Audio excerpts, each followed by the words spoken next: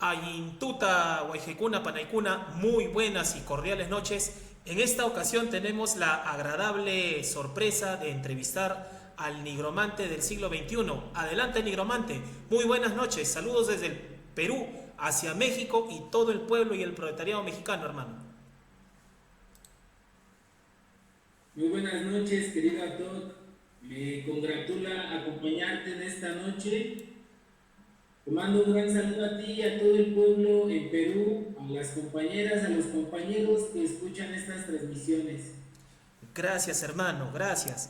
Hermano, nos llama poderosamente la atención el tema de que muy posiblemente en toda la patria grande, en toda Latinoamérica, pueda suceder una represión por parte de las tropas imperialistas contra nuestros pueblos, así como se da el tema en la represión del ejército israelí contra los hermanos de Palestina que resiste. Te cedo la palabra, hermano.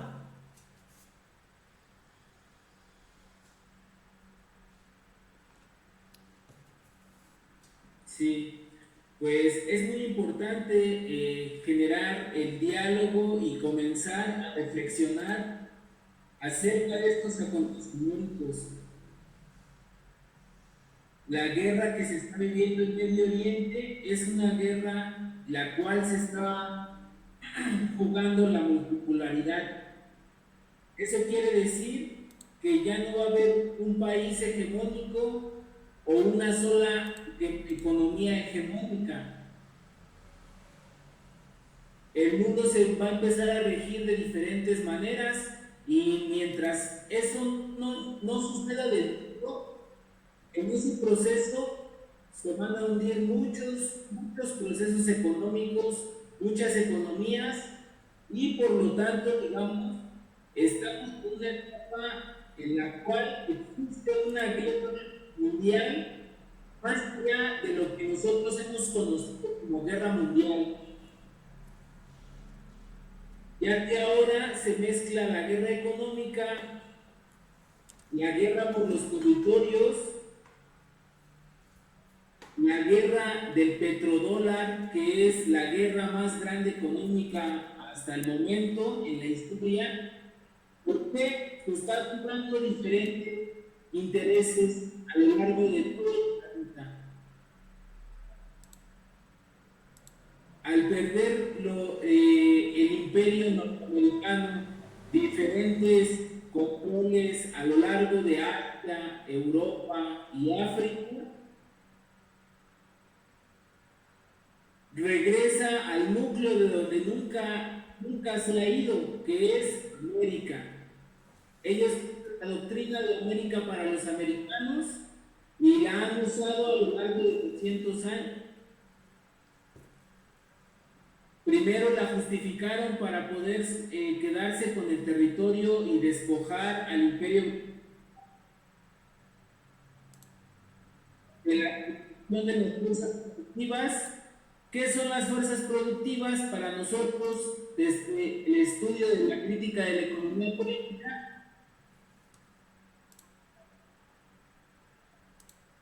Es el desarrollo técnico de las naciones y el desarrollo humano. Esto quiere decir la cantidad de desarrollo tecnológico que tienen los pueblos, ya sea por sí mismos o inyectados por el capital transnacional a lo largo de la historia. Y la otra es la mano de obra, el capital humano. La gran lucha histórica que ha vivido el capital dentro de este mismo es que las fuerzas productivas técnicas van muy rápido. Hoy lo vemos con las tecnologías llamadas inteligencia artificial o IAS, las cuales proyectan un mundo en el cual le llaman distópico, ya que al parecer ya no va a ser necesario mucha mano de obra en muchos trabajos. La misma inteligencia artificial puede ser un una capacidad humana única, que es la capacidad de pensar. Al brindarte una serie de, un cúmulo de informaciones, te exenta de tú aprender y llevar a cabo un proceso intelectual, ya que tan solo con consultarla puedes adquirir información. La otra parte de las fuerzas productivas somos nosotros las personas. El capital siempre ha querido que nosotros nazcamos, realicemos nuestro nacimiento a lo largo de un pequeño periodo de un año y a los 3 años ponernos a trabajar. Eso no es posible biológicamente. Ese es un problema para algunos capitales y unos lo entienden y otros no. Como el... Por ejemplo, Adelante, los adelante. capitales industriales Adelante, continúa, está bien. están en sintonía con los capitales tecnológicos. Los capitales industriales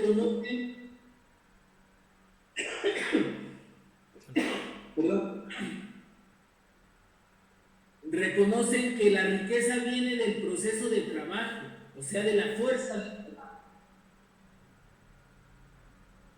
Claro. Esto es... Estos nuevos burgueses como Elon Musk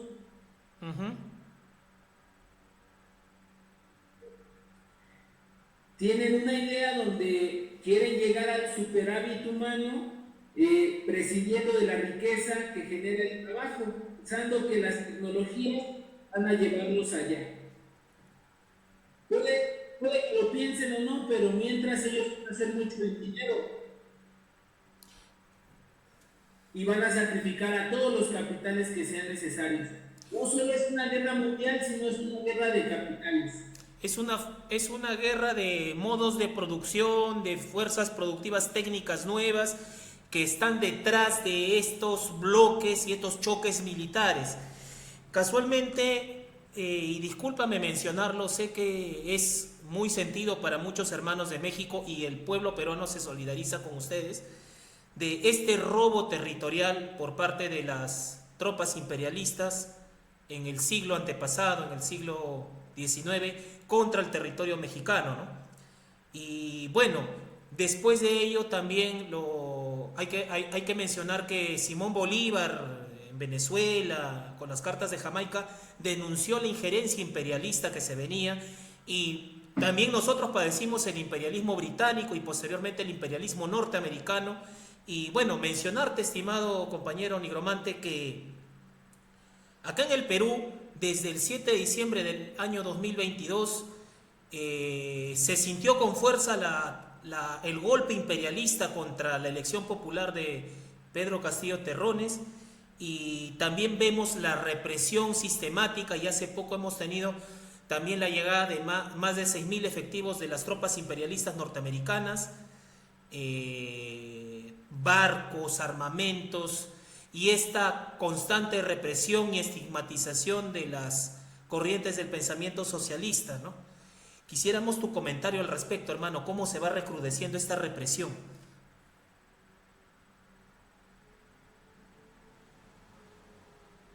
Sí, justo este periodo que estamos viendo no es nuevo, o es nuevo para nosotros como generaciones. Y los Estados Unidos controlaron todo lo que fue América Latina por medio del macartismo y hoy lo llevan a cabo de nuevo. Todo el odio con lo que se le acusó a la Unión Soviética de generar muerte, guerra y hambre, ahora se usa contra Rusia, contra Irán, contra Corea del Norte, contra Venezuela, contra Nicaragua, contra Cuba, que son los países que representan muchos todavía sistemas económicos socialistas y otros una tradición cultural de solidaridad con los pueblos. La intervención de la economía norteamericana que viene hacia América requiere de un aparato de seguridad que le permita desarrollar. Por lo tanto, este aparato va a ser un impacto muy fuerte en las condiciones de vida de los pueblos, las políticas que estamos viviendo, las transiciones, las democracias. El mismo ejemplo de Perú es un ejemplo que va a ser muy importante para lo que viene en América, ya que es con lo que empiezan. Perú, al igual que otros pueblos latinoamericanos, había consolidado una presidencia popular a cargo del profesor Pedro Castillo, el cual hoy está encarcelado, directamente dirigido desde la CIA y desde el gobierno central norteamericano, apoyado por los países que representan los intereses norteamericanos en la región. El intento de golpe de Estado en Bolivia que se realizó, y hoy la configuración de algunas izquierdas en la región, la cual pareciera que se están formando unas izquierdas nuevas a favor del imperialismo o a modo del imperialismo, que se quieren diferenciar de las izquierdas tradicionales imperialistas, que también son parte de la forma cultural de la resistencia y de la cultura de los latinoamericanos. Es importante ver por qué es el primer ejemplo de cómo ellos nunca una guerra a gran escala, solo ha generado unas guerras, gran parte de o los pequeños países que han sufrido esas guerras en el siglo XIX, particularmente en América Latina. Claro. En el siglo XX disfrazaron de golpes de Estado militares, y en el siglo XXI están disfrazando de primaveras democráticas o de movimientos progresistas, de ideas cuales pretenden manipular a la juventud con ideas liberales, como es en Argentina. Exacto. Entonces podemos valorar que esta guerra también abarca el aspecto ideológico, la represión ideológica, la alienación, la enajenación mental, el alejamiento de la realidad de los pueblos, ¿no? Como estos dos famosos chistes que tal vez tú lo puedas saber, de que requerimos personal con 25 años de experiencia pero con 20 años, ¿no? O con 35 años de experiencia pero con 25 años, ¿no? Claro. Y también este tema de que tú vas a terminar siendo, sí. si piensas como pobre vas a ser pobre, pero si piensas como rico automáticamente eres rico, pero el rico no te quiere, ¿no? Te quiere de la puerta para afuera, ¿no? Tu comentario al respecto, tú que eres más, estás más involucrado con esta onda, ¿no? Y con saludos también por el hermano Quina, de que ha sido un gran luchador, ¿no? La Quina, ¿no? Sí, muchas gracias. Justamente la guerra que ha llevado a cabo a lo largo del siglo XX y ahora lo que va al siglo XXI se concentra en la información. El gran control de la manipulación de la información lo lleva a cabo, a pesar de que, por ejemplo, en Ucrania, Rusia está avanzando y obteniendo territorios y desnazificando otros, la información que llega a todo el mundo es muy diferente. Es una información la cual controla gran parte de los medios de comunicación, los periódicos norteamericanos, The Wall Street Journal, The New York Times, la BBC, el País de España para el habla español. Todas esas fuentes representan las voces que después la CIA, el Pentágono y el poder profundo norteamericano. Ahora, en América Latina, en todo el mundo, llevamos aproximadamente unos 40 años de neoliberalismo. En algunos países ha parado el proceso por ciertos gobiernos democráticos y en otros ha seguido avanzando. Entonces, esta cultura, aquí le llamamos, los que te dicen, échale ganas, Échale ganas. le llamamos la cultura de los neoliberales o, Ponte la o la camiseta. cultura de los bestsellers, ponte la camiseta, del coaching, ¿no? De la superación personal, que lógicamente incide en la lógica psicológica de la población, porque hay depresión, hay malestar económico, y para no atender la realidad desde como es, se implementa estas medidas psicológicas que se fomentan desde los medios de comunicación. Claro, claro. Justamente hace unos 2 años, la OTAN sacó un desplegado de su doctrina de guerra de esta generación, en la cual habla de una guerra híbrida. La guerra híbrida no nada más es el territorio, la economía, la opinión, ahora se centra en poder manipular la opinión de la población que escuchamos noticias. La guerra de quinta generación de Membera o la guerra híbrida la podemos ver en un ejemplo como Venezuela, que por medio de desinformación y a la vez sabotaje y a la vez cuadrado justamente con procesos diplomáticos desde el extranjero, comienzan a denunciar una serie de procesos en los cuales se genera una desinformación, infodemia, y se consolida un proceso para atacar.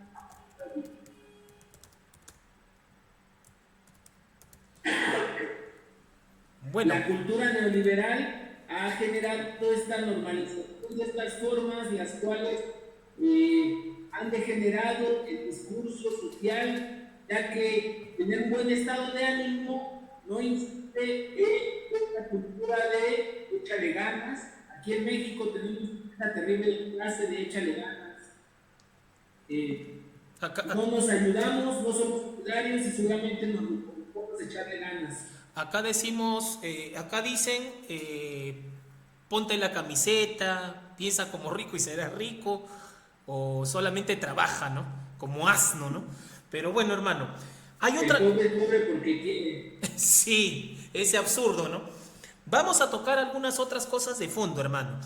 Eh, nos menciona, nos ilustras con que no es, si pasara una conflagración, una guerra mundial, no estaríamos en la tercera guerra mundial, sino muy probablemente en la sexta, ¿no?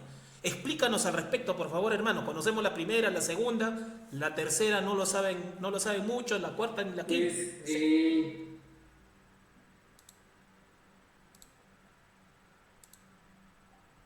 sí, el proceso de la Guerra Fría es un proceso que vive muchas guerras. Actualmente lo que estamos viendo en Ucrania no es una guerra entre Rusia y Ucrania, es una guerra entre Rusia y la OTAN, directamente. Rusia está recibiendo ataques por otros territorios que están como a 1000 kilómetros de la línea de frente y eso no se sabe en las noticias. La guerra en Siria que vivimos a lo largo del inicio del 2011 y que todavía no ha podido eliminar a todo el terrorismo, podríamos considerar que fue la tercera guerra mundial, ya que tomaron mucho armamento, bombas, tecnología, capital humano de diferentes partes del mundo y de diferentes intereses. Alrededor de una coalición de 47 países fue a atacar a Siria, a quien pudo respaldar a Siria, al país sirio fue Rusia, Irán, Hezbollah, que ahorita está en guerra con Irán, con Israel, perdón, y las milicias populares del mundo árabe, chiita, fue quien empezó esto.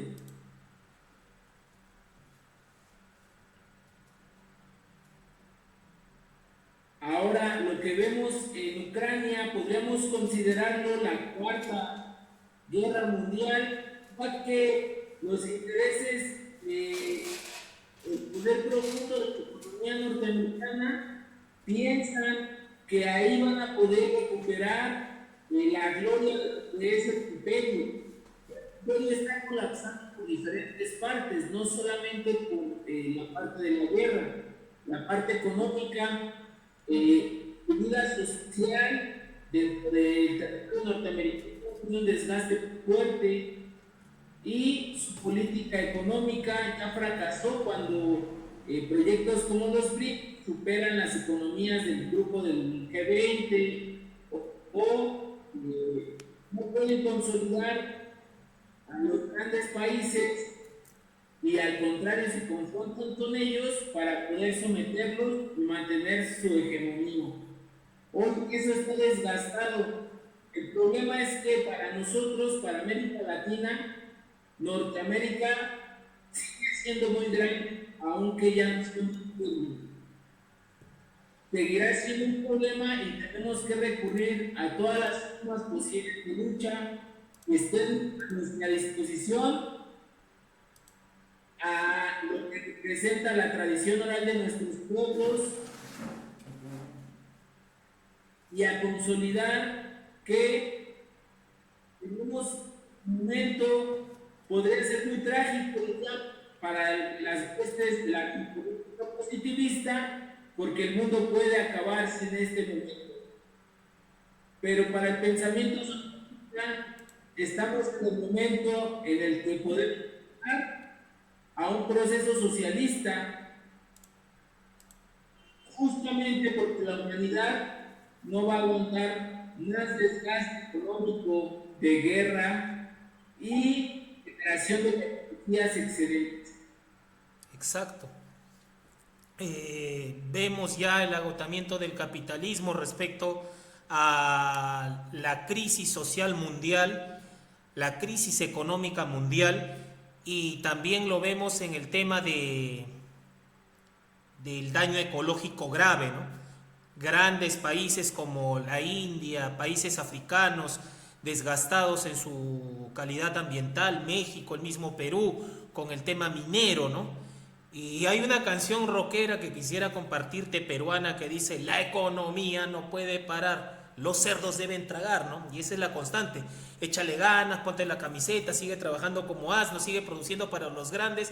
Y el tema del socialismo es muy importante, cosa que estas estas olas de personas pagadas, haters, ¿no? Ah, los rojos siempre han gobernado. Y lo que es coincidente, lo que es llama poderosamente la atención, estimado nigromante, es que en el Perú dicen: después de Fujimori siempre la izquierda ha ganado. Hay un sentimiento, una simpatía por el socialismo en el Perú, pero lo chistoso es que siempre los ministros de economía, después de Morales Bermúdez, durante Fujimori, siempre han sido de Chicago Boys, de derecha, lo que llaman muchos compañeros de la corriente socialista neoliberales, ¿no? Ultraconservadores, ¿no? Tan conservadores que parecen una lata podrida de pescado, ¿no? Te cedo la palabra, hermano, para que nos expliques toda esta corriente esta corriente fascista, camuflada de libertaria, ¿no? Para confundir a las masas, ¿no? Claro, sí. Desde tiempos revolucionarios se nos pudo consolidar procesos diferentes, como en la Rusia revolucionaria. De la Revolución de Febrero a la Revolución de Octubre es un proceso muy importante, porque la Revolución de Febrero constituye la revolución de la democracia burguesa rusa y de una parte del partido, los mencheviques, los llamados mencheviques, que representan clientes reformistas de del Partido Socialista. ¿Esto por qué lo menciono? Porque desde este entonces se asegura que los procesos sociales, ya sean democráticos o revolucionarios, armados, no pueden consolidarse si no es por los cuadros medios con los que funciona la vida social o con las que se realiza el capital. Claro, la... Justamente vamos a pasar la semana que conmemora la Revolución de Octubre, del 7 y el 8 de noviembre. Fueron 2 días donde el Congreso de Soviet discutió esto particularmente. ¿Por qué? Porque era el momento en el cual teníamos que consolidar un proceso en el cual esto sea proletario. ¿Y esto qué quiere decir? Que necesitamos cuadros sociales que vengan de las bases sociales, no solo es tengan conciencia de clase, o sea, tengan formación en cuanto a una comprensión de clase de su realidad y una comprensión histórica que le pueda dar lucidez para una posición política. A pesar de que muchos lugares en América Latina han consolidado un proceso progresista, como en mi país, por ejemplo, pongo el ejemplo, hay un proceso progresista el cual se consolida en el 2018, lleva 6 años y aproximadamente viene un genio progresista que nos arrojaría hasta el 2030. Bueno, estos procesos, como en México regularmente estos movimientos le llaman, por no decir establecemos cuadros políticos y reciclamos constantemente a los cuadros que participan en la función o la función política todo el tiempo. O sea, reciclamos a gente que participa en el centro, o hasta en la derecha o en la izquierda. Claro, Es un problema que nosotros pensemos, podemos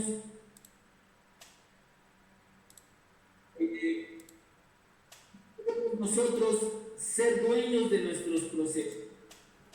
Es necesario hacer todo esto, ¿por qué? Porque independientemente de cómo tenemos un cambio, ya sea de una manera funcionaria, de una manera electoral,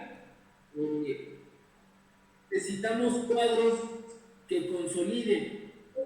Hemos visto a lo largo de estos años cómo ocurren acciones. Ustedes mismos lo han visto en el proceso de lo que el gobierno del maestro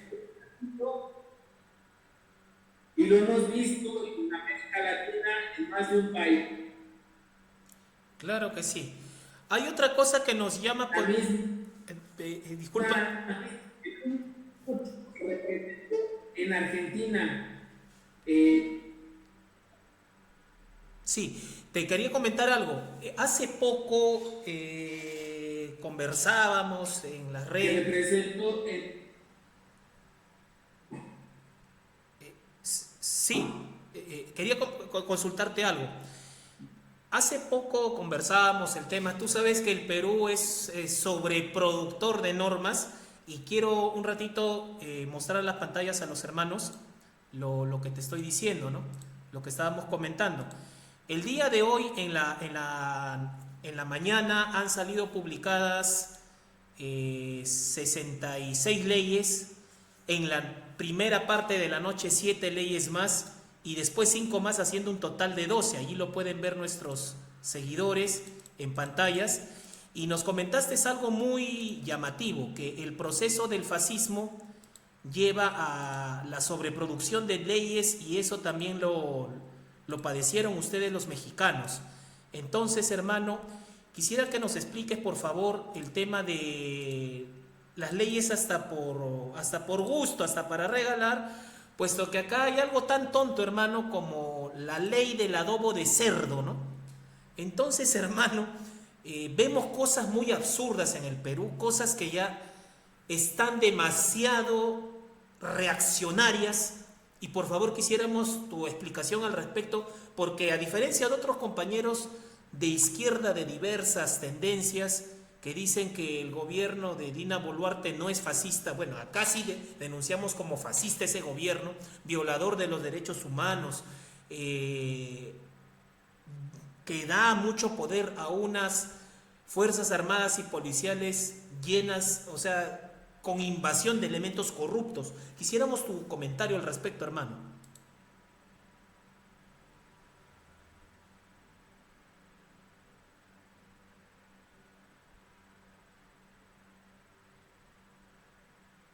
Claro, pues yo por ejemplo te puedo contar un poco cómo yo lo veo, cómo lo veo a lo largo que ha pasado en México un poco y lo comentamos en torno a lo que pienso en el caso del Perú. La Revolución Mexicana trajo consigo la Carta Magna, que es la Constitución de 1917. Dicha constitución no se aplicó de 1917 hasta 1936, que llega el presidente Cárdenas, y el cual consolida una nueva etapa de la abolición, ya que la constitución se empieza a ejecutar. México, a lo largo de la revolución, era un país de juristas y gran parte de la gente que participaba se ocupaba de que era un país que le gustaban las leyes o participar legalmente, a grado que la revolución se hizo por una situación demasiado austeridad en cuanto a acciones de la nueva escucha del gobierno. Claro, las desviaciones legalistas, ¿no?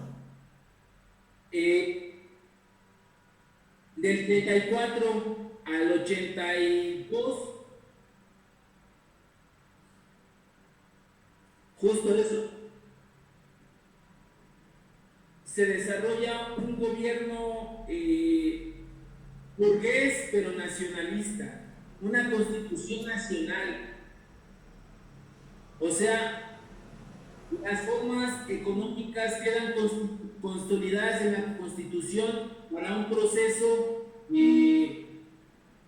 estatista en una parte y en otra parte privada, lógicamente. Entonces, la lógica económica del país, a pesar de tener rasgos compuestos del 34 al 82, fue un rasgo social y estatista. Del 82 2010 se consolida en México el liberalismo. El periodo de neoliberalismo y como política y ente de los gobiernos de esos periodos de 1972 al 2018. Claro, claro que sí. En este proceso de liberalismo en el que entró el país, se la pasaron transformando la constitución y desdibujándola. Le quitaron sus partes esenciales, como por ejemplo algún artículo sobre el derecho de la tierra que tocaba elegido durante el periodo de Salinas, lo trastocaron y ahora la tierra, lo que defendió Zapata, ya se puede vender en el país. A ese nivel trastocaron la Constitución. Sin contar los innumerables casos de desigualdad social, de injusticia social que generaron, de despojo de derechos laborales, de derechos sociales, de derechos políticos, de derechos educativos, de derechos alimenticios, que se han ido formando a lo largo de ese periodo. Cuando se consolida el gobierno de Andrés Manuel en el 2018, Mucha gente piensa en México que el neoliberalismo se va a acabar por decreto, o sea, porque lo diga el presidente, pero no es así. Ni en el 2018, ni todo el sexenio hasta el 2024. ¿Por qué? Porque como transformaron la Constitución y la cambiaron por medio de el único aparato que puede cambiar la Constitución, que es el Poder Legislativo, durante el periodo de Andrés Manuel, ni Morena ni sus aliados tuvieron la mayoría para poder cambiar de nuevo la Constitución. Es hasta este periodo del 2024 al 2030 que Morena y sus aliados van a, o ya tienen una mayoría en la Cámara Legislativa y en la Cámara de Senadores para poder ir dando un cambio a estas normas que transformaron la vida de la Constitución, su esencia particularmente. El problema por el que atravesamos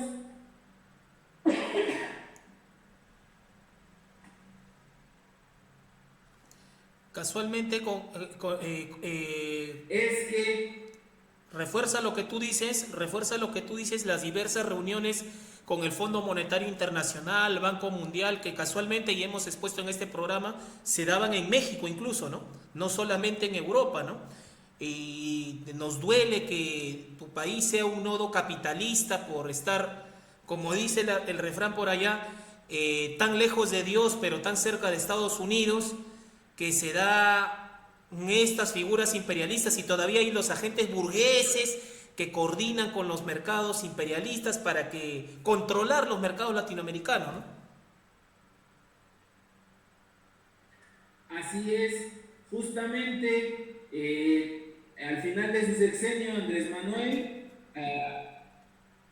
mencionó eso, que de lo que podía estar orgulloso es de decir a la población de que no había escuchado ni al Banco Mundial ni al Fondo Monetario Internacional en sus recomendaciones hacia el país, ya que si las hubiéramos escuchado, posiblemente estuviéramos muy mal después de la pandemia.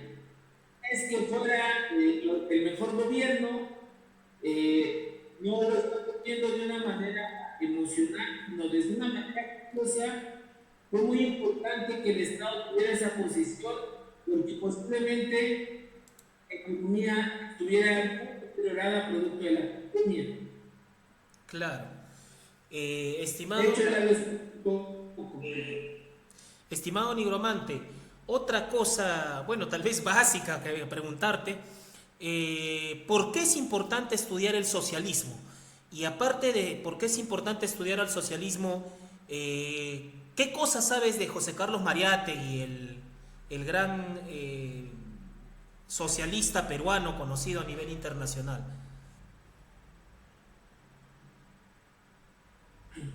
Pues para mí, no lo veo de una manera personal, sino como de una manera militante y como una persona más que participa del proceso, porque yo me considero una persona proletaria, como cualquiera de este grupo, pero con cierta posibilidad de acceder a espacios donde he podido reflexionar. Eh, El socialismo es una respuesta del pensamiento marxista, el cual es una ciencia social, o sea, es una respuesta científica a el proceso que lleva el capital de tanto tiempo dominar la vida humana. Es el único proceso que retoma todos los procesos históricos para analizarlos y poder dar una respuesta de igual manera. El capital, decía Marx, requiere una respuesta de su tamaño, una respuesta colosal. No podemos responder con algo pequeño, con algo aislado. No podemos responder con algo solamente local.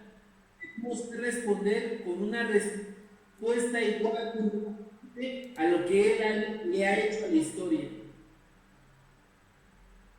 En el siglo XX, Rosa Luxemburgo aseveró que era socialismo o barbarie, Ujú. y la humanidad se hundió en un ciclo de barbarie capitalista, Las guerras intentando imperiales. exterminar el proceso socialista.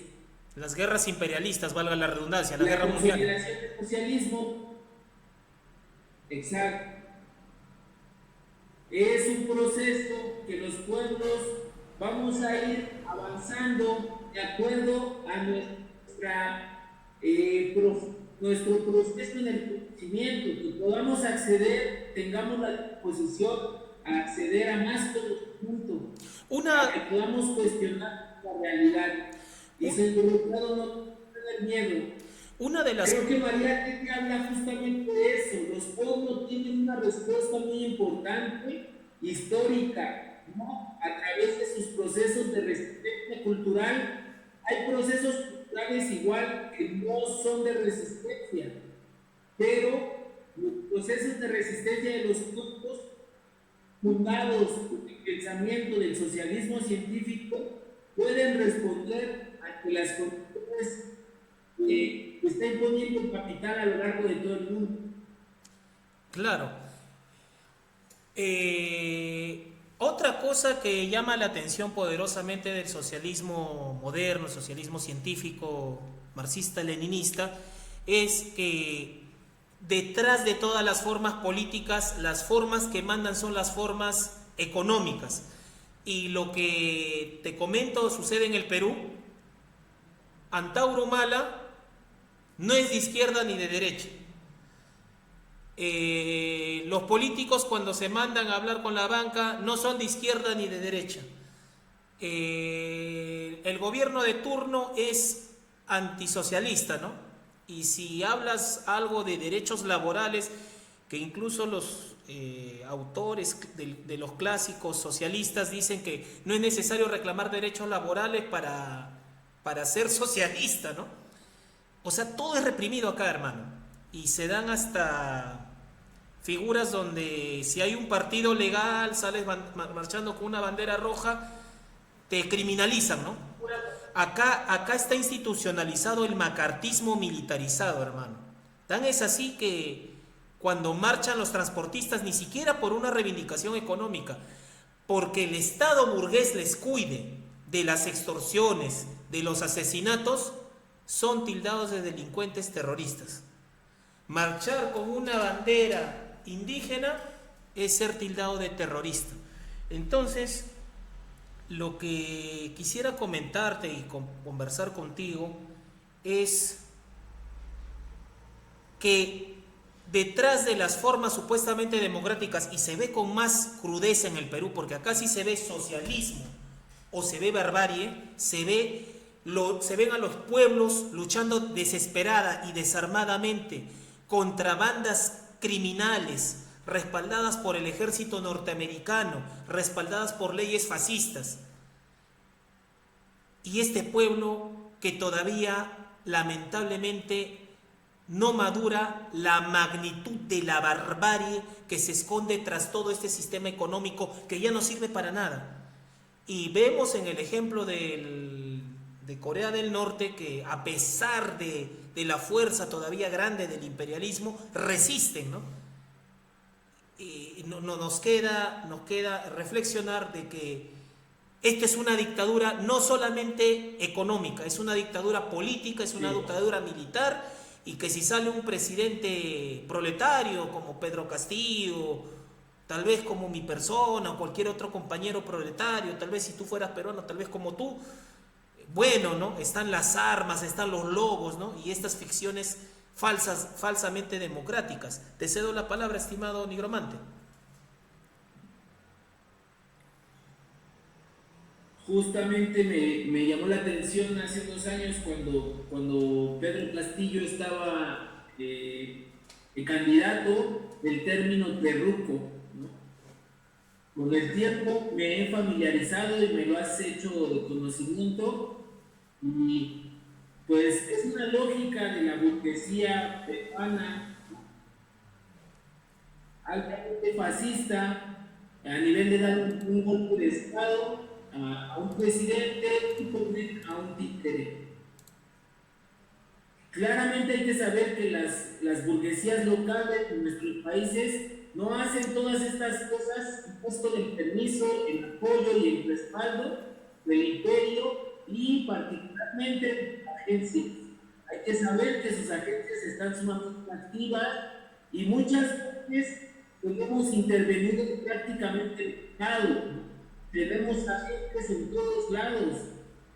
Lo que le pasa a Perú es un impacto muy importante, como les comentaba hace rato, porque es el ejemplo de lo que se busca de nuevo en América Latina.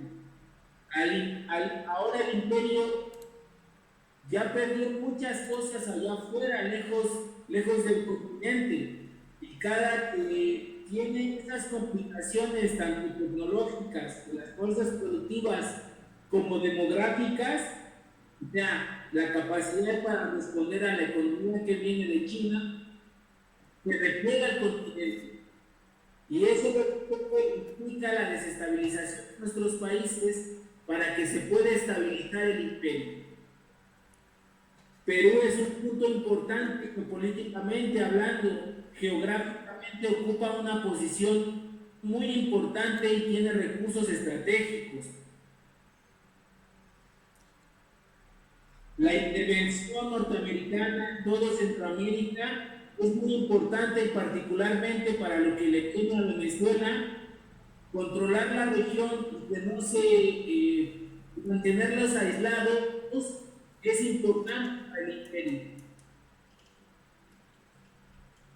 El pueblo de Perú tiene que tener en cuenta el transportado de su constitución, o sea, toda esta violación a la constitución, como el control del territorio, es un problema que puede llevar a una balcanización.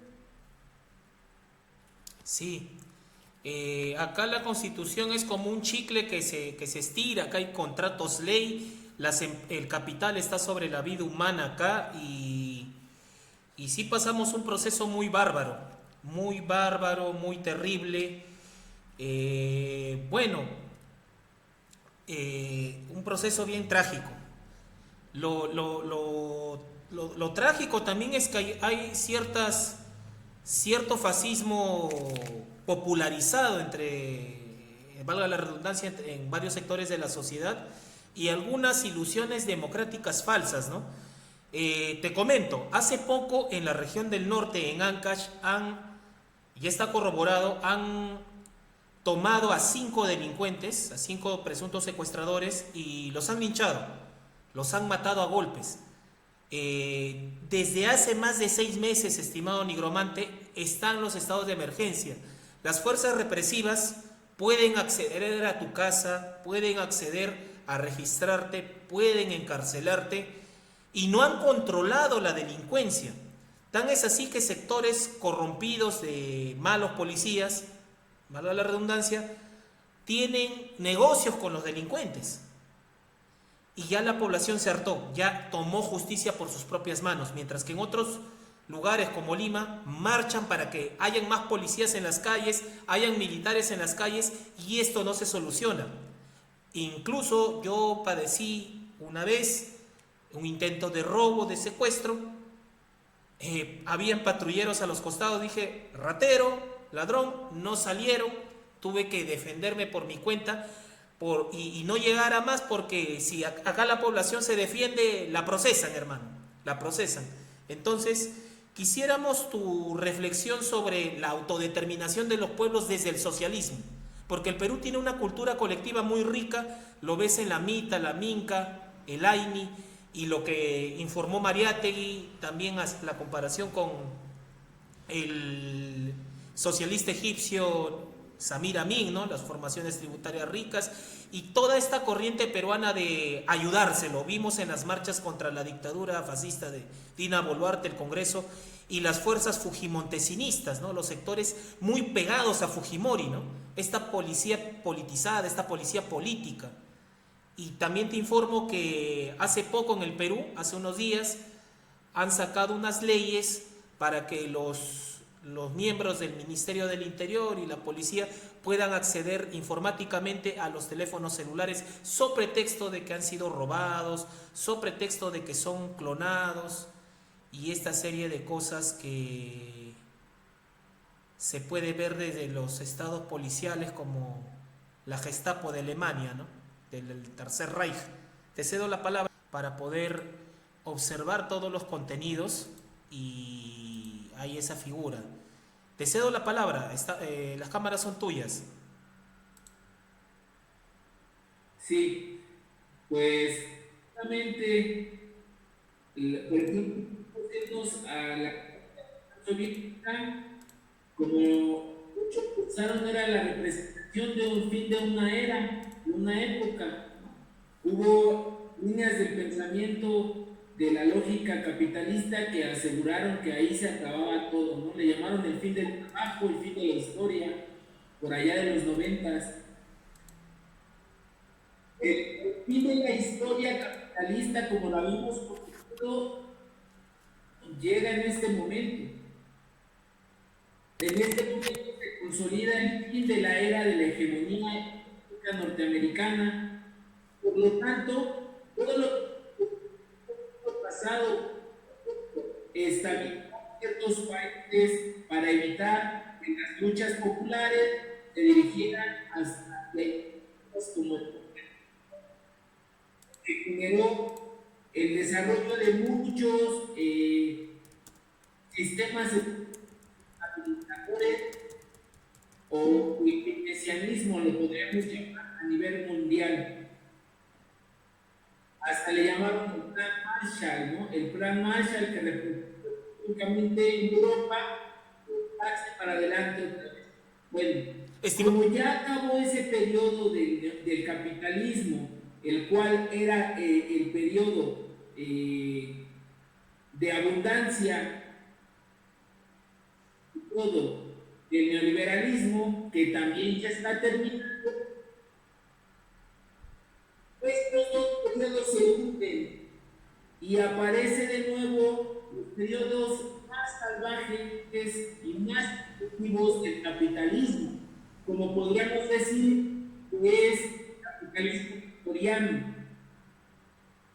Pues por eso, en lugares como Perú, podemos ver el desarrollo de las antinomias. Marx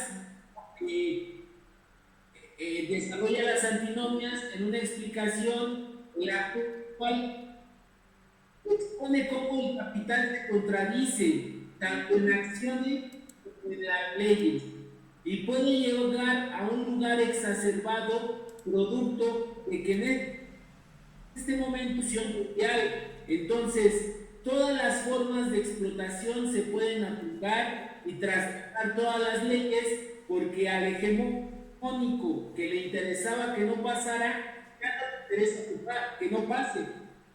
En muchos casos, hasta le interesa que pase, que comience el desarrollo de las contradicciones y se exponga hasta desarrollar una guerra civil. Para que entiendan nuestros pueblos, la manera en la que el capital es... Sí, para que entiendan nuestros pueblos, ya las leyes son contradictorias con las costumbres sociales, las fuerzas productivas, las relaciones de producción, y eso se traduce en que el Estado burgués o el Estado conservador ya no le interesa lo que pase con la población, la desatiende, y tan es así que hay dos bloques. La justicia que no sirve a los pueblos y la autodeterminación de los pueblos a través de lo que llamamos rondas campesinas, rondas urbanas, y la forma de justicia que llaman desde el derecho por propia mano o la justicia popular, ¿no? Para resolver estos problemas cotidianos que no se abastece el Estado, que no le interesa al Estado. Te cedo la palabra.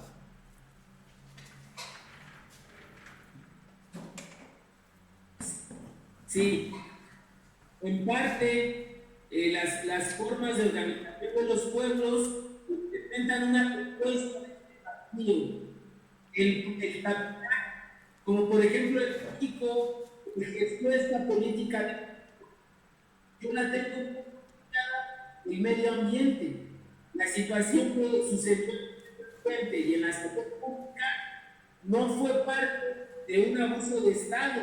Legalmente se le está llamando un vacío, un deseo de poder, se llama.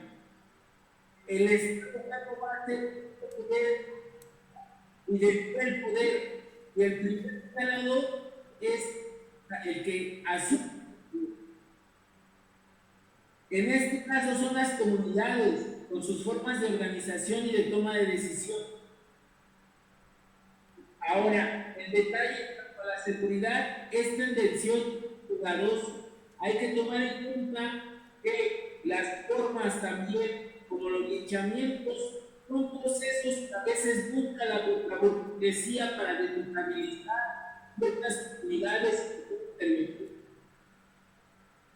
Claro, Es importante que los espacios, las comunidades van a vertir sus métodos de organización tengan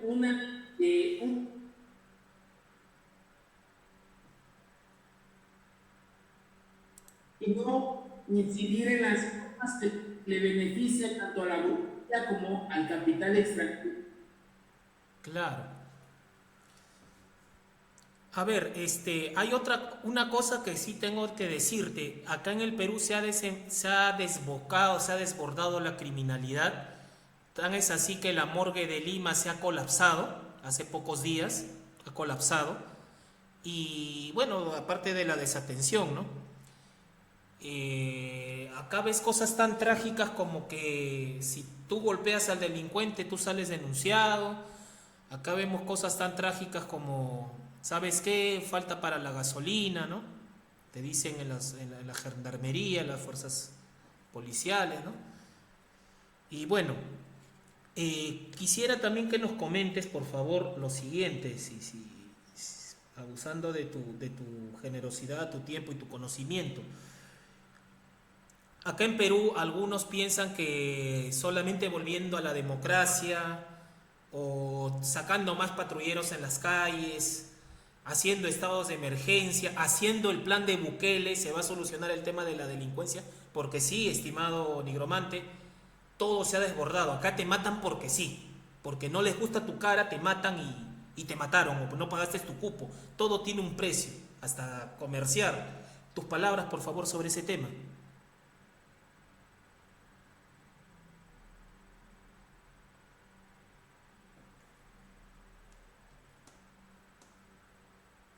Volvemos en red. Te escuchamos.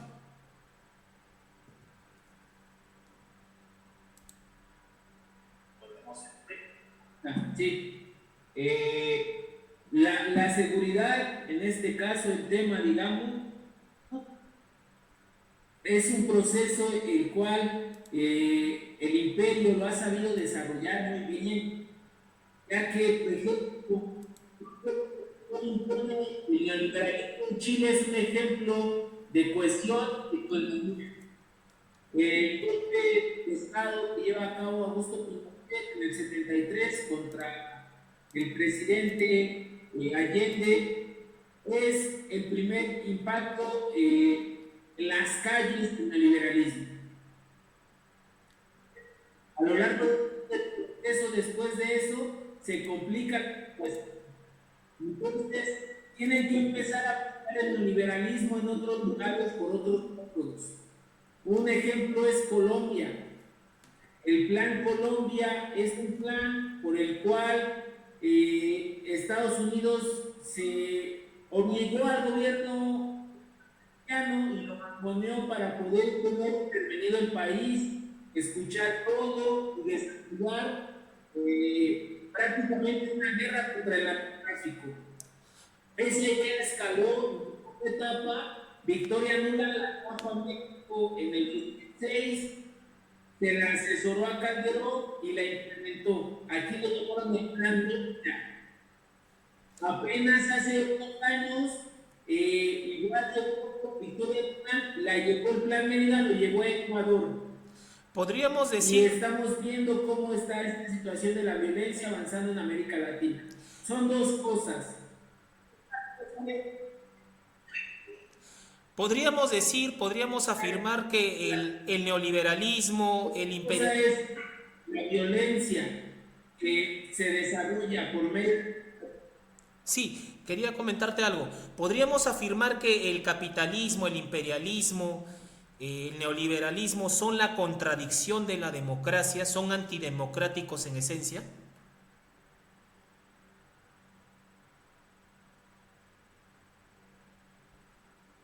Afirmativamente. Y democracia, particularmente de los pueblos, la que funcionaría para que la sociedad funcione. Sus intereses, tanto del capital como del Estado burgués, no va con la democracia de los pueblos. Claro, claro, claro, más que claro. Eh, Lo, adelante, adelante, te cedo la palabra.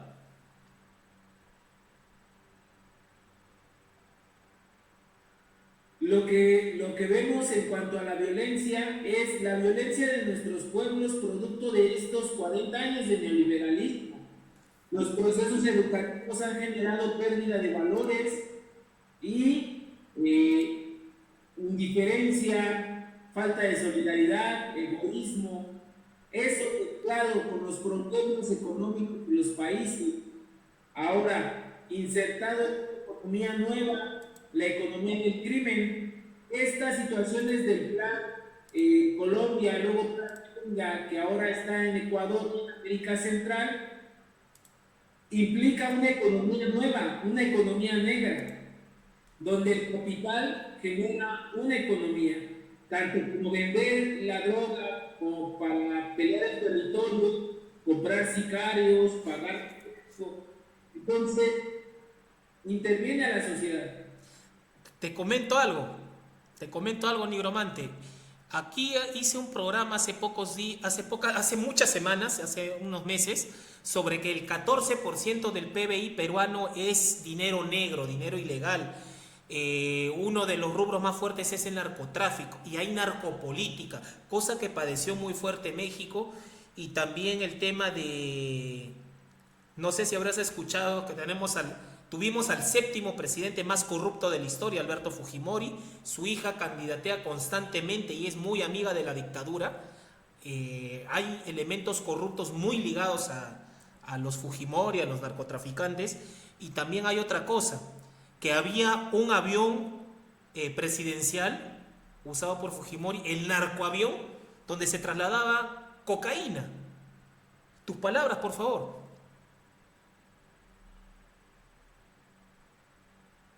Así es, justamente, todos estos crecimientos que se dan en este gran periodo sombrío, el neoliberalismo se asentó en las regiones de América Latina. Toda esta política de tráfico de droga fue dirigida desde los países. Mi país también pasó por la misma situación. Felipe Calderón, pues, le declaró la guerra al narcotráfico, traficó la droga del cártel de Sinaloa, no solamente de Norteamérica, sino le permitió la gran red mundial de venta de droga.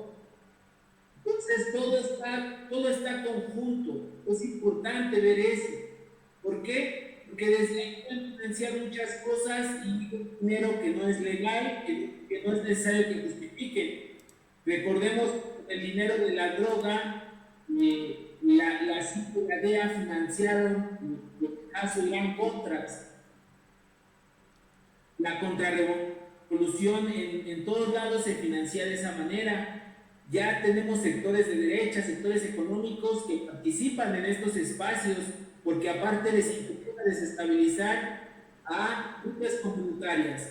En México, desde que empezó esta llamada guerra contra el narcotráfico en 2007, sabíamos que era una guerra contra la población y que era una guerra no solo contra la población, contra las formas de organización de la sociedad. En esto acaba esta situación. Es por esto que la situación de seguridad tenemos que ser serios. Las policías están desgastadas porque ese es el interés de las policías nacionales. el ejército que tenemos en los pueblos de América Latina son ejércitos de represión, no ejércitos preparados para confrontar al narcotráfico o para confrontar una invasión, por ejemplo. Sí, pues. Las comunidades tienen que generar guardias comunitarias, los barrios, ciudades, guardias locales, en cuanto al desarrollo del cuidado de la comunidad. El Estado tiene que ser planificado. Posiblemente Perú se acerque a tiempos muy diferentes a los que vivan los diferentes países que lo rodean, porque ha permitido un desgaste muy fuerte, las antinomías, estas contradicciones que no permiten la vida social, que no permiten la vida orgánica de la sociedad. Claro. Para ir terminando, estimado. Voy a intentar desechar porque por eso otro video progresista, pero el poder profundo de los estados que han generado el imperio, a un pacto fuerte, todavía mucho poder ese poder profundo. Claro. A ver, algunas últimas reflexiones, estimado nigromante. Acá en el Perú la lucha está muy retrasada. Hay sectores que, bueno, Lenin argumentó que hay infantilismo de izquierda, ¿no? De llevar las cosas muy a la loca, pero acá se da una cosa más rara, un infantilismo de derecha, de creer que todavía con la democracia se puede, de la democracia clásica, la democracia liberal, todavía se puede cambiar el país. Acá han prohibido cambiar la constitución por referéndum. Acá hubo un referéndum para que no se dé una cámara de senadores, no se dé la bicameralidad, pero el Congreso a la loca impuso, ya está sacando su reglamento para Senado. Y hay que pedirle permiso al Congreso para cambiar la constitución, para disolverlo, para querer nuevas elecciones. Estamos tal cual formas victorianas de Inglaterra, acá no hay ni siquiera un parlamentarismo, una monarquía parlamentarista. Acá hay un parlamentarismo monárquico con tintes fascistas, con elecciones rituales de hay que votar cada 5 años para el nuevo presidente y Congreso, y al Congreso es todo, ¿no? ¿Qué podrías decirles a los compañeros peruanos de base que están confundidos con esto de que qué presidente nos va a salvar, qué líder nos va a salvar, qué caudillo nos va a salvar, por quién votamos, ¿no? Adelante, estimado.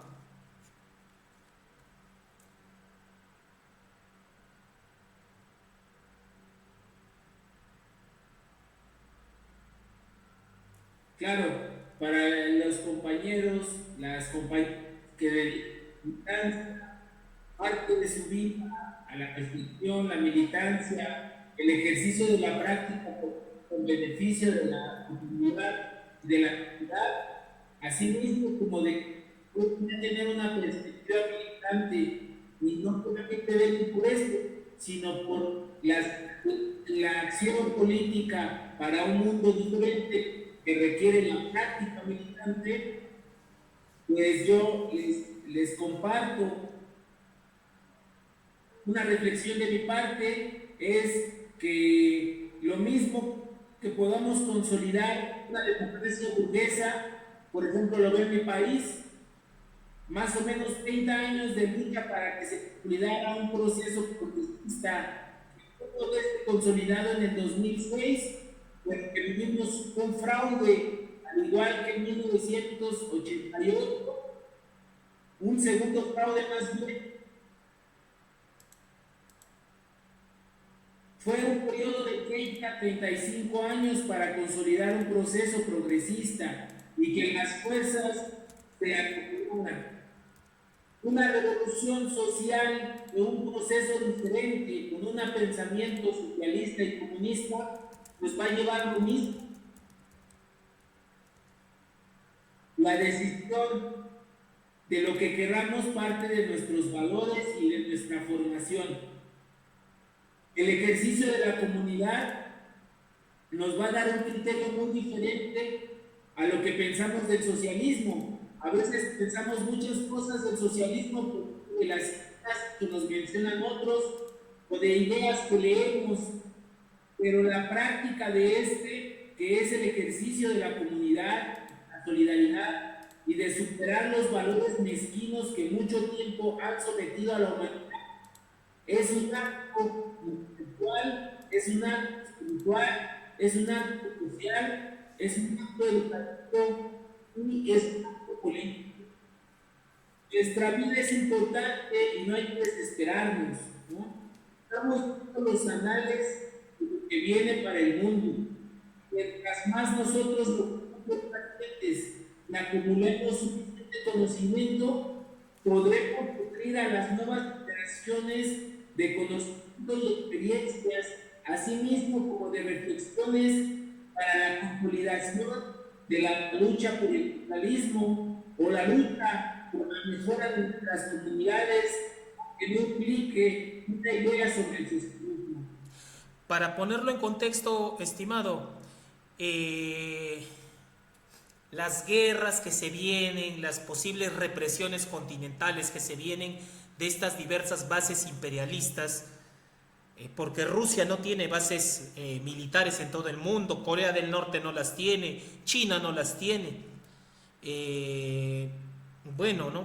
Para poner en contexto al peruano que todavía no entiende, que todavía está confundido con ideas de extrema derecha o ideas reaccionarias, la represión que se puede venir en Perú, lo que hemos visto en Bolivia, estos procesos violentos del Plan Colombia, pueden compararse con lo que se ve en Israel contra Palestina, en el sitio en el contexto que se muestra en las películas como Terminator, el exterminador, ¿no?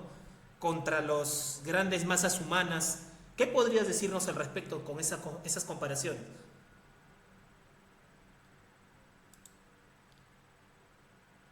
Pues justamente lo que está haciendo Israel, la franja de Gaza y al sur del Líbano, es un ejemplo de cómo estos pensamientos colonialistas van a volver a buscar expandir la penuria, producto de que hundió ya la economía económica anglo-occidental.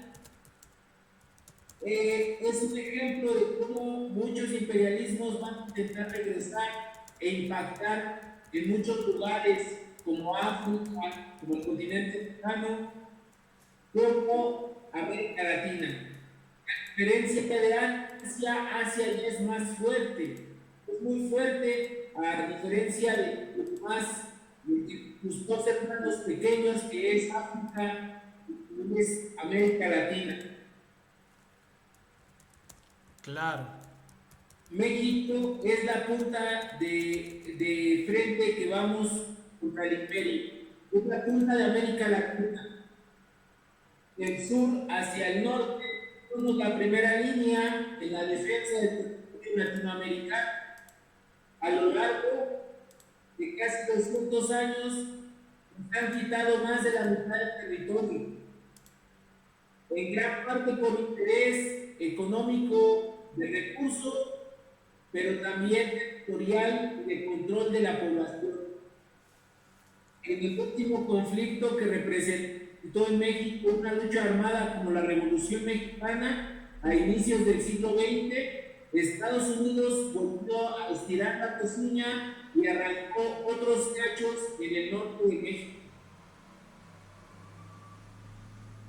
La represión que vivan los pueblos claramente está relacionada con la imposición de la economía hegemónica, tanto el poder profundo de las burguesías locales como el capital a nivel internacional está en duda. Y cuando están en duda, ¿por qué? Porque están débiles a nivel mundial, no dudan en aplastar con la represión a los pueblos que representen no un peligro, sino cualquier ejemplo de emancipación. El ejemplo histórico que tenemos en América es Haití. El Haití. primer país revolucionario de América es hoy el país más desgraciado del continente. Así es. Así es, estimado. Los sectores más atrasados terminan dando sorpresas en materia de conciencia de clase. El Perú está un poquito atrás, pero esperemos que remonte. Y bueno, sabias palabras que nos dicen. ¿Algunas otras palabras finales que nos puedas mencionar, estimado nigromante? Pues no olvidar pueblos de América Latina. Para ellos, para los occidentales, nunca deja de ser una lucha filosófica. Empeñan en decirnos que no podemos y que somos tontos. Por todos los medios, el consumo, por la educación, por la opinión pública, por todas las formas intentan hacer miserable nuestro pensamiento como latinoamericanos.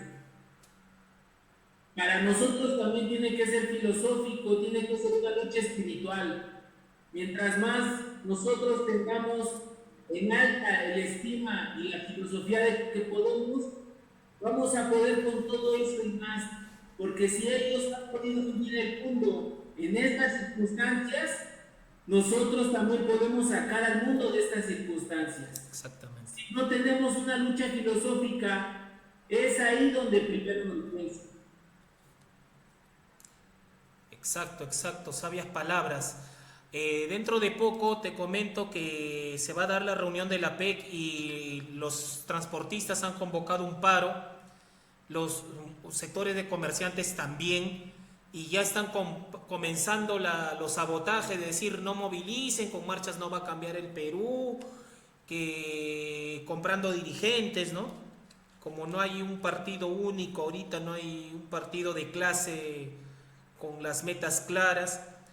¿Qué les podrías decir a los peruanos sobre esto de la PEC? Y comentarte también que del lado peruano, en caso ustedes sufran alguna agresión, toda la solidaridad, todo el corazón y todo el compromiso del pueblo peruano para con el pueblo mexicano. Somos pueblos hermanos con antiquísimas culturas y sintonizamos bastante. ¿Qué les podría decir a los hermanos peruanos sobre esto de la PEC, este engaño que va a traer beneficio económico?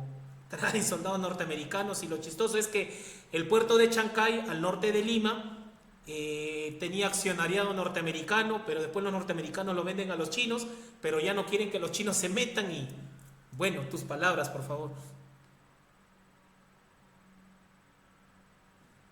Claro que sí, apreciamos mucho la solidaridad a todos en esa cultura, justamente por el bien de nuestros pueblos. Pues yo les puedo compartir a los compañeros, a las compañeras, que comenzar un proceso para profundizar la lucha es lo que viene para ustedes. La huelga es el mejor ejemplo del proceso por el cual podemos empezar a reflexionar y ver en cuanto a las exigencias que necesitamos que hacer para poder mantener una huelga. El inicio de la huelga es el paro. La huelga es el inicio de la revolución, pero no es un proceso inmediato, son ejercicios. El paro es el principio que nos va a poder fortalecer y nos va a encaminar hacia las posibles huelgas. La consolidación de las huelgas posibilita la consolidación de la huelga general. La huelga general es la necesidad clara de todo el pueblo organizado para poder asestar un golpe demoledor a la burguesía y a su desarrollo económico. Aunque en el momento actual no exista un partido de clase que consolide las luchas y la perspectiva, en Perú no es el único lugar que se encuentra en esas condiciones. También México se encuentra en condiciones ideológicas alejadas de las posibilidades de una perspectiva revolucionaria en cuanto a las masas. Sin embargo, la consolidación de la base y la movilización de las luchas obreras nunca se ha regido por un partido comunista, siempre se ha regido por su práctica de clase. Tenemos que acudir a el conocimiento de la clase trabajadora en cuanto al paro y en cuanto a la organización, consolidarnos históricamente como consciente de clase obrera nos posiciona aunque no tengamos un partido. Bueno, ya para ir finalizando, hay aportes también del artista mexicano fallecido Héctor Suárez que pueden permitir, bueno, a través del humor adquirir cierta conciencia de clase y también de, bueno, los aportes mexicanos respecto a la lucha de los pueblos, entre ellos en cuanto a la diplomacia, el principio de no injerencia. Tus palabras al respecto, por favor.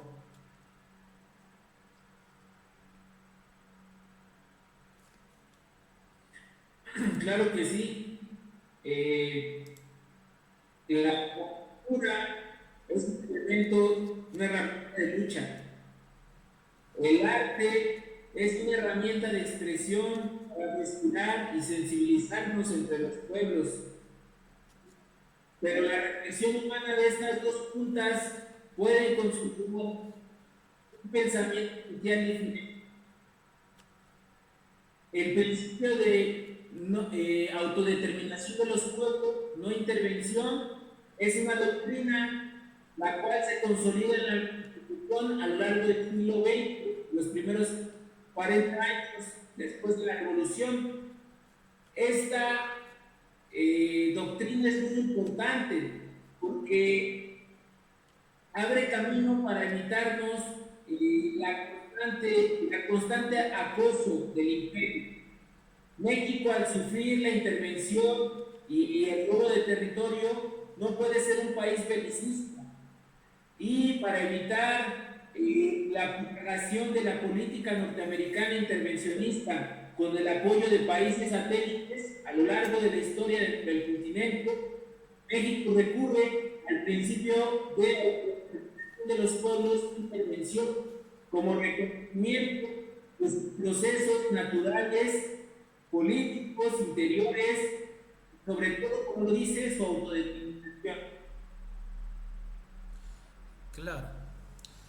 Bueno, hermano. En el primer momento que se utiliza es a inicios del siglo XVII, cuando nos alcanza la pobreza y justamente la autodeterminación del pueblo ruso por una nueva forma de vivir la sociedad. Claro, hace poco hicimos un programa sobre la Revolución Rusa, algo de cultura general, porque acá hablar de Revolución Rusa también es peligroso, por si acaso te voy avisando, pero son cosas que lo hacemos con todo el cariño del mundo para nuestro pueblo y todos los pueblos del mundo que están en una situación atrasada de lucha. Bueno, te agradecemos bastante tu ilustración, tu luz, tu predisposición a ayudar al pueblo peruano con conocimiento y espero que no sea el último programa, esperamos tenerte siempre aquí con nosotros. ¿Qué le quisiera decir a los peruanos del Perú profundo, de las provincias alejadas, a los peruanos de los pueblos olvidados, a los hermanos que se han ido del Perú por razones de represión, de trabajo, en diversos años y aquellos que se solidarizan con la lucha de nuestros pueblos y ante todo siempre el compromiso del pueblo peruano con ustedes, hermanos de México, y gracias por también con su expresidente Andrés Manuel y ahorita Sheinbaum de tener a la familia del presidente del pueblo Pedro Castillo allí en su país como asilados políticos. Adelante. Claro que sí. Primero que nada, te agradezco a ti por incluirme en esta reflexión y en tu programa. Es para mí un honor. Te agradezco mucho a ti y a todos los compañeros y las compañeras involucradas en este proceso. Al pueblo peruano, a los compañeros, a las compañeras, de centro y de periferia, de cada uno de los rincones. Yo quisiera recordarles, como a cualquier proletario y proletario del mundo, que hoy lo que más necesitamos es solidaridad de clase. Tenemos que apartarnos de las etiquetas políticas y de los señalamientos que nos marginan nuestros compañeros y compañeras, y tenemos que consolidar la solidaridad de clase como un proceso que pueda multiplicar las luchas, no vernos como entes políticos, sino en la conciencia de que somos proletarios y proletarias. muchas gracias de verdad, bonitas palabras y ilustrativas. Salimos del aire, gracias, que estés mejor y bueno, un abrazote a la distancia. Órale, pe, amigo, compañero, camarada, proletario. Un abrazo fuerte. Gracias, hermano. Estuvo con ustedes el hermano El Nigromante del siglo XXI. Muchas gracias, saludos. Salimos del aire y nos ha concedido su conocimiento para todos podamos saber qué sucede, qué luces, porque es importante saber estas situaciones. Y a continuación les mostraré, para ir finalizando, las normas legales que deben saber para que no les engañen, para que sepan todos ustedes que debemos saber nuestros derechos a pesar de que sean tiempos difíciles, saber lo que está pasando en nuestro país, saber diversas cosas. Un momento, espérenme por favor que afino los controles al respecto para que ustedes puedan enterarse de nuestras normas legales, estimados hermanos y hermanas. Vamos a sacar, ahí se ve en pantalla. Listo, hermanos. Allí nos podemos observar las normas legales. Ahí las podemos apreciar en las pantallas. Vamos a correr rápido, ¿sí? El día de hoy, en la mañana, bueno, a las primeras horas de la mañana han salido 66 normas, 7 en la temprana noche y ya en la avanzada noche 12. A ver, vamos a ver si aumentan, que hacen lo que se les da la gana, los de la dictadura. 12 normas, sí, así es. Y vamos corriendo así rápidamente. Les voy a citar porque ya ha pasado el tiempo y también tenemos que descansar. Tardíamente, tras la sequía en Piura, sacan una norma el 7 de noviembre en la noche para contrarrestar el déficit hídrico, ¿no? Bueno, lo dejamos allí, salimos. Declaran estado de emergencia tras los linchamientos porque la población no ve justicia. Decreto supremo, bueno, todo en La Libertad. Estado de emergencia en La Libertad, en la provincia de Trujillo, Virú, Patás y bueno, ¿no? Lima Metropolitana y el Callao declaran feriado no laborable, ¿no? Y pasó la matanza, pues hermanos. Ahí tenemos un video de Hildebrand de sus 13 brevemente. Lo vamos... Eso es lo que ha pasado. La población enardecida tomó a unos presuntos delincuentes.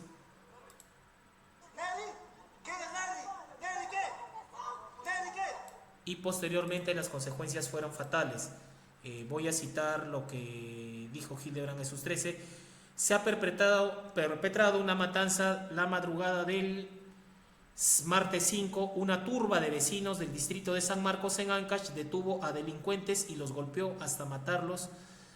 El linchamiento fue registrado con los celulares de la muchedumbre. Eso es lo que ha sucedido en Ancash, hermanos. Ya por eso los estados de emergencia están por gusto, están de adorno, están por demás, no son efectivos. Y la misma prensa capitalista lo ha denunciado, ¿no? Vamos a continuar con las siguientes noticias.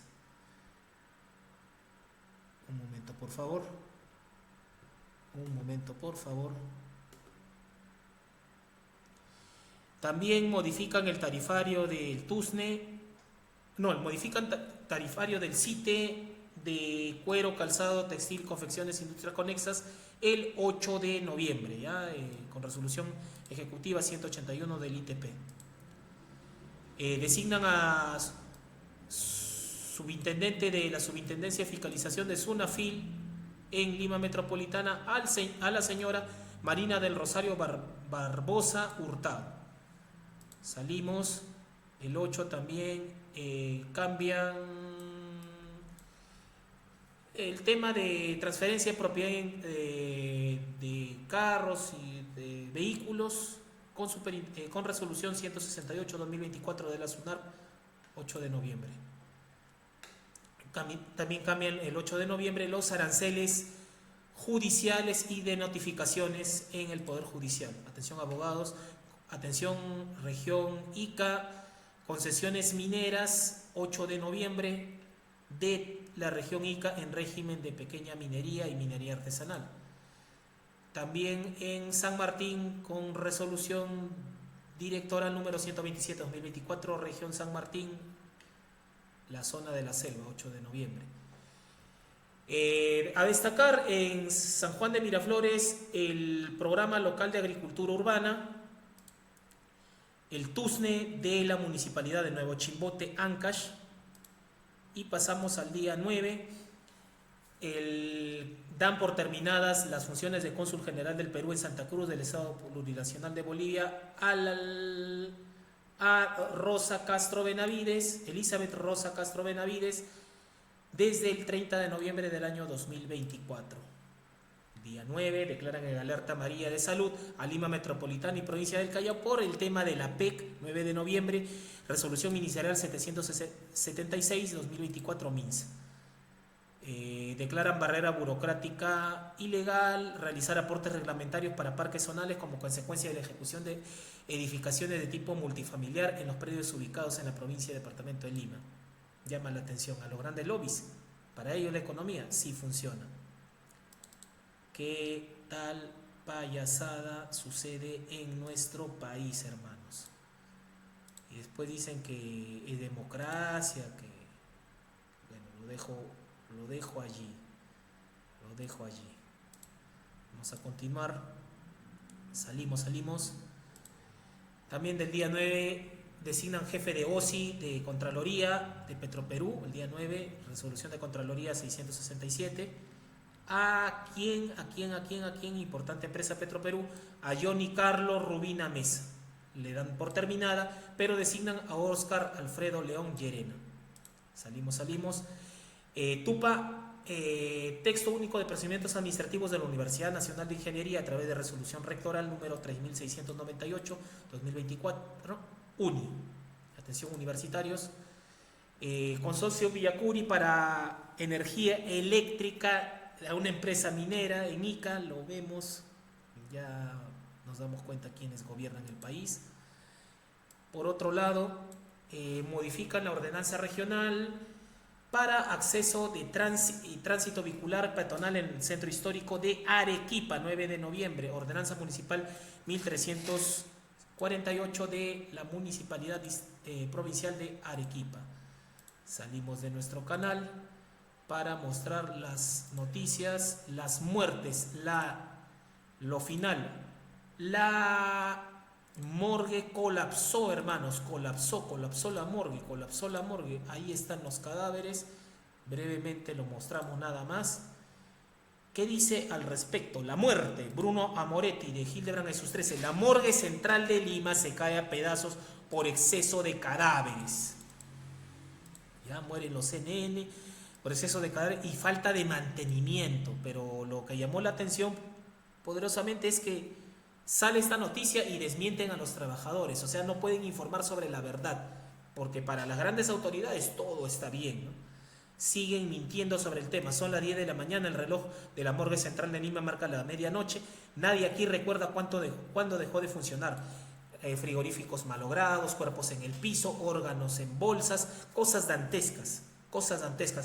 Y similar a lo que sucede con este sistema, ¿no? Parece que este sistema está muriendo este sistema. Nadie aquí recuerda cuándo dejó de funcionar. En las instalaciones hay decenas de muertos que nadie recoge. Algunos llevan más de 7 meses hacinados en el sótano y en las cámaras de conservación averiadas. El olor a putrefacción lo invade todo. La institución siempre ha trabajado al límite, pero la ola de la criminalidad lo ha hecho colapsar, según Bruno Moretti de Hildebrand en sus 13. Ahí lo pueden ver. Y bueno, agradecemos la entrevista que nos concedió el nigromante del siglo XXI de México para todos ustedes, y pasamos a despedirnos. Espero que este programa haya sido de su agrado, no sin antes abrazarlos porque nos han seguido hasta el final. Muchas gracias a todos ustedes. Estamos despedidos. Nuestras redes sociales están abajo y cualquier colaboración será bienvenida para mantenimiento del canal. Muchas gracias y estamos despedidos. Chau. Ayintuta, Guajicuna, Panaicuna, Tupananchiscama. Comparte el video, comparte la información.